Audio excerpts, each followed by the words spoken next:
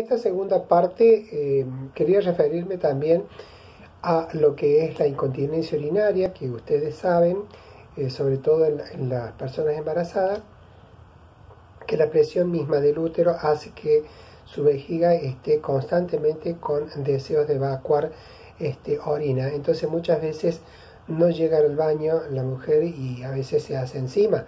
Entonces, bueno, eso es una de los motivos por el cual existe la incontinencia urinaria, y muchas veces también en las personas adultos mayores, viejitos sobre todo, que no alcanzan a llegar al baño también porque, bueno, tienen esa urgencia urinaria y a veces por motivos que pueden ser debidos a lo mejor a problemas para caminar, en fin, existen un montón de factores, pueden tener, digamos, esa situación. Y con respecto a la retención urinaria, se da muchas veces también cuando hay una persona, digamos, que ha tenido cirugía. La anestesia misma hace, digamos, que se pueda retener, digamos, deseos de orinar, sobre todo en el hombre, sobre todo cuando hay una hiperplasia prostática. Entonces es importante tenerlo en cuenta eso, que la retención urinaria es la que evita el vaciado completo, digamos, de la orina. También nos vamos a referir, digamos, cuando acá vamos a hablar un poco también del sondeo vesical, porque es muy importante también referirnos a este tema, más allá que en gabinete quizás lo vayan a ver, por supuesto. Existen, digamos, dos patologías también más, no digamos graves, pero más delicadas, porque la infección urinaria dentro de todo se trata con antibióticos y en 7 días la persona está bien. Pero cuando ya hay una pielonefritis y una glomerulonefritis, está afectando al parénquima renal. ¿Cuál es el parénquima renal? Es el riñón propiamente dicho. O sea, en este momento nosotros lo que estamos hablando de las infecciones urinarias, estamos hablando de la parte baja, ¿no? De la parte baja de las vías urinarias. Pero cuando llegamos a la parte alta, digamos, a veces cuando no ha sido bien curada una infección urinaria, una ITU, o una tracto urinario inferior, puede sufrir, digamos, la pielonefritis o la glomerulonefritis, y la pielonefritis es la afección del tracto urinario superior, provocada por una inflamación del parénquima renal, y es producida, digamos, por una infección ascendente del tracto urinario inferior, que es lo que recién les decía. Y la glomerulonefritis aguda, infección estreptocócica, se caracteriza por proteinuria, hematuria, en fin, varias cosas a tener en cuenta, que ya lo vamos a ver. Bueno, el tema, digamos, lo que también ahora esta unidad hace mucho énfasis en las insuficiencias. Cuando nosotros hablamos de insuficiencias, hablamos de que un órgano es insuficiente para poder cumplir determinada función. Entonces, cuando hablamos de insuficiencia renal, decimos que se define la insuficiencia renal como la incapacidad del riñón para poder cumplir con sus funciones. ¿Cuáles son sus funciones? Ahí está, por eso que las repasamos. Las excretoras y las secretoras. Entonces, eso es importante tener en cuenta como concepto general. Yo le pregunto, a ver, defíname lo que es la insuficiencia renal. Es eso, es la incapacidad del riñón de poder cumplir sus funciones excretoras y secretoras. Punto. Eso es lo importante que ustedes tienen que saber. ¿Cómo la dividimos? En una insuficiencia renal aguda y en una insuficiencia renal crónica. Pero dentro de la aguda tenemos, digamos, una subdivisión.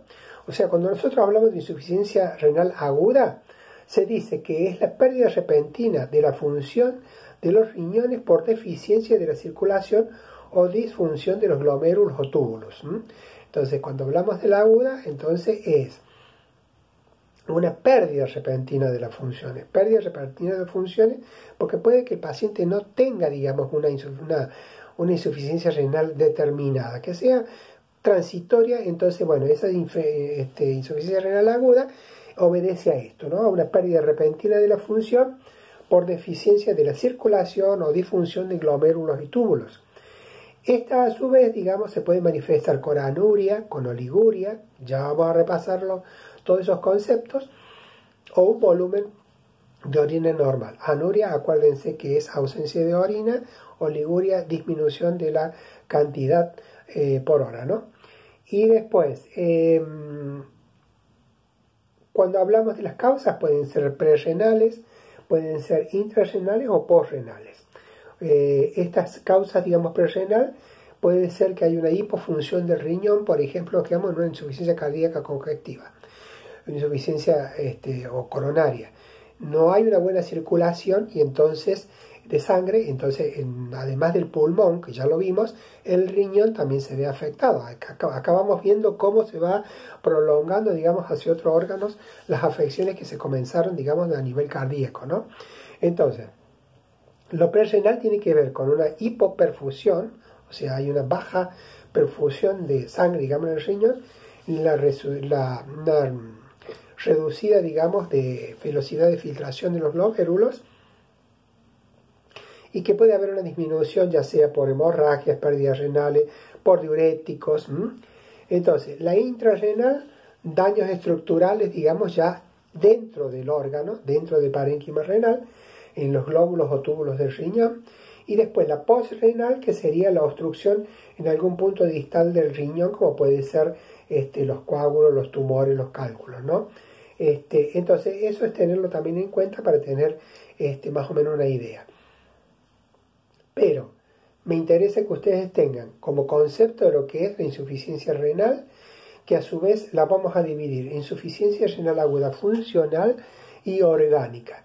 Cuando hablamos de la funcional decimos que el riñón no está lesionado, pero no puede cumplir sus funciones. Entonces esta alteración puede provocar trastornos hidroelectrolíticos y hemodinámicos.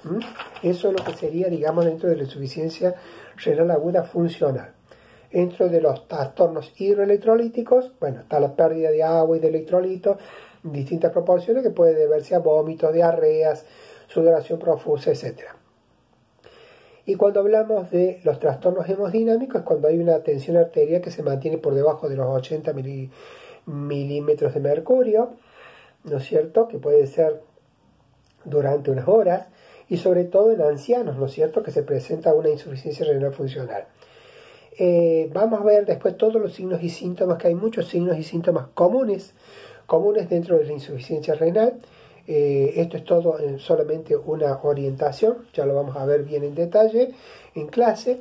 Y la otra parte, digamos, de la insuficiencia renal aguda está la orgánica. Cuando nos referimos a la insuficiencia renal aguda orgánica, debe existir una lesión extensa y bilateral en el parénquima renal, ¿no es cierto? Y ahí pueden haber también otras características, otros motivos, como pueden ser las hemorragias masivas, un síndrome de aplastamiento, que ya lo vamos a ver, los grandes quemados. Entonces, bueno, eso es para que tengamos en cuenta lo que es la insuficiencia renal aguda funcional en sus dos etapas. Y la última sería la insuficiencia renal crónica.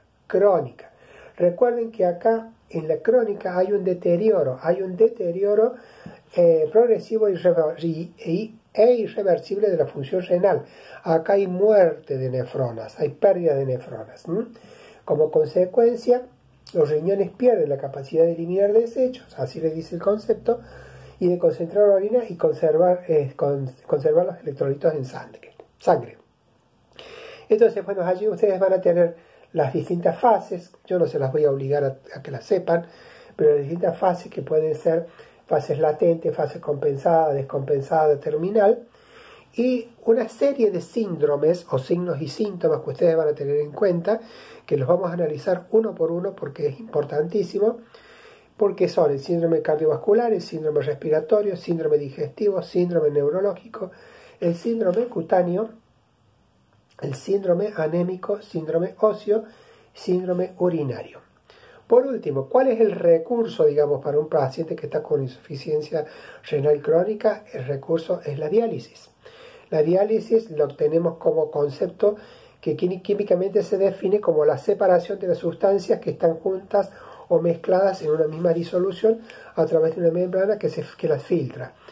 Acuérdense cuando vimos difusión y ósmosis, bueno, acá es donde lo vamos a volver a tener en cuenta porque es justamente la diálisis la que hace el proceso de la difusión y la ósmosis. Y vamos a tener una diálisis peritoneal y la hemodiálisis. Ya vamos a ver cada una de ellas, una a través del peritoneo, otra digamos a través de una fístula arteriovenosa, y vamos a ver de cada una de ellas, digamos, cómo se comportan, cada cuánto hay que hacerlos. Ustedes van a tener también varios videos que les van a aportar mucha información sobre este tema. Bueno, esto así como una introducción general al tema de lo que es la insuficiencia renal, que lo dividimos en dos partes. No es mi intención desarrollar punto por punto en este videito, ¿no? Es solamente, digamos, una introducción. Así que vamos a vernos en clases y vamos a irlo desarrollando paso a paso. Hasta luego.